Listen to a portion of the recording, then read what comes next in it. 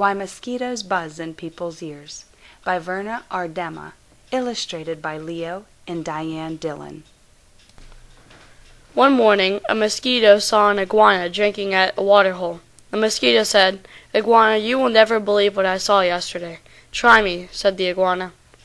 The mosquito said, "I saw a farmer digging yams that were almost as big as I am."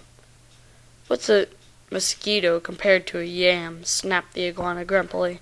"I'd rather be deaf than listen to such nonsense." And he stuck 2 sticks in his ears and went off, meck, meck, meck, meck, through the reeds. The iguana was still grumbling to himself when he happened to pass a python. The big snake raised his head and said, "Good morning, iguana." The iguana did not answer. He mumbled on, bobbing his head. "Bataman, bataman." "Now why won't he speak to me?" said the python to himself. "The iguana must be angry about something. I'm afraid he is plotting some mischief against me." He began looking for somewhere to hide. The first likely place he found was a rabbit hole, and in it he went. Wuzzaboo, wuzzaboo, wuzzaboo. When the rabbit saw the big snake coming through her burrow, she was terrified.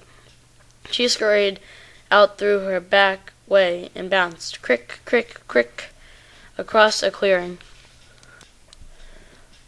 A crow saw the rabbit running for her life. He flew into the forest crying, "Caw, caw, caw!"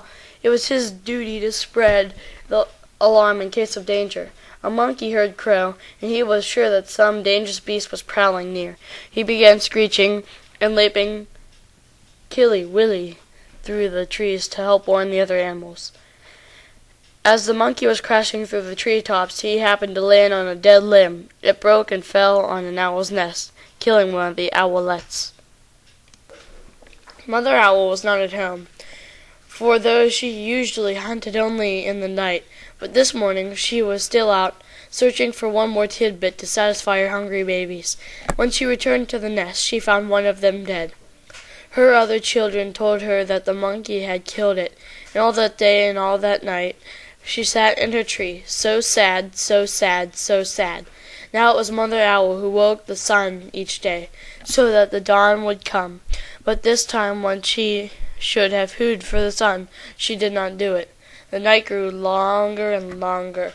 The animals of the forest knew it was lasting much too long. They feared that the sun would never come back up. At last King Lion called a meeting of the animals. They came and sat down, pem, pem, pem, around the council fire. Mother Owl did not come, so the antelope was sent to fetch her. When she arrived, King Lion asked, "Mother Owl, why have you not called the sun?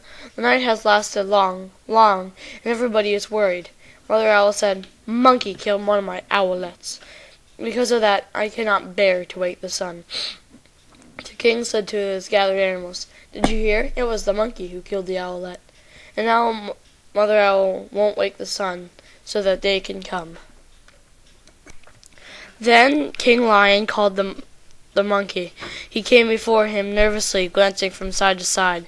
"Rim, rim, rim." "Monkey," said the king, "why did you kill one of Mother Owl's babies?" "Oh, King," said the monkey, "it was Crow's fault. He was calling to warn us of our danger, and I went leaping through the trees to help. A limb broke under me and fell on the owl's nest." So the king's council. "So it was the crow who alarmed the monkey, who killed the owlet. Now Mother Owl will not wake the sun, so that day will never come." Then the king called for the crow. The big bird came flapping up. He said, "King Lion, it was Rabbit's fault. I saw her running for her life in the daytime. Wasn't that enough reason to spread an alarm?" So the king nodded his head and said to the council, "So it was the rabbit who startled the crow, who alarmed the monkey, who killed the owlet, and now Mother Owl won't wake the sun, so that day can never come." Then King Lion called the rabbit. The timid little creature stood before him, one trembling paw up uncertainly. "Rabbit!" cried the king, "why did you break a law of nature and go running, running, running in the daytime?" "Oh, King," said the rabbit, "it was Python's fault. He was in my house. I was in my house minding my own business when that big snake chased me out." The king said to the council, "So it was a python who scared the rabbit, who startled the crow, who alarmed the monkey, who killed the owlet.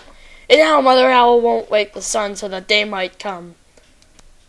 King Lion called the python, who came slithering. What's you, past the other animals. "But King," he cried, "it was the iguana's fault. He wouldn't speak to me, and I thought he was plotting some mischief against me.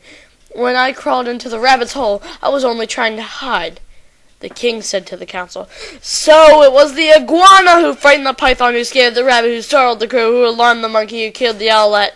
And now Mother Owl won't wake the sun so that day might come." Now the iguana was not at the meeting, for he had not heard the summons. The antelope was sent to fetch him. All the animals laughed when they saw the iguana coming, badum, with sticks stuck in his ears. King Lion pulled out the sticks. Burp, burp. Then he asked, "Iguana, what evil have you been plotting against Python?" "None! None at all!" cried the iguana. "Python is my friend." "Then why wouldn't you say good morning to me?" demanded the snake. "I didn't hear you or even see you," said the iguana. "Mosquito told me such a big lie, I couldn't bear to listen to it. So I put sticks in my ears." "Niggy, niggy, niggy," laughed the lion. "So that's why you had sticks in your ears." "Yes," said the iguana. "It's Mosquito's fault." King Lion said to the council, "So it was the mosquito who annoyed the iguana, who frightened the python, who scared the rabbit, who startled the crow, who alarmed the monkey, who killed the owlet. And now Mother Owl won't wake the sun so that day might come." "Punish the mosquito! Punish the mosquito!" cried all the animals. When Mother Owl heard that, she was satisfied. She turned her head to the east and hooted, "Hoo! Hoo! Hoo!" And the sun came up.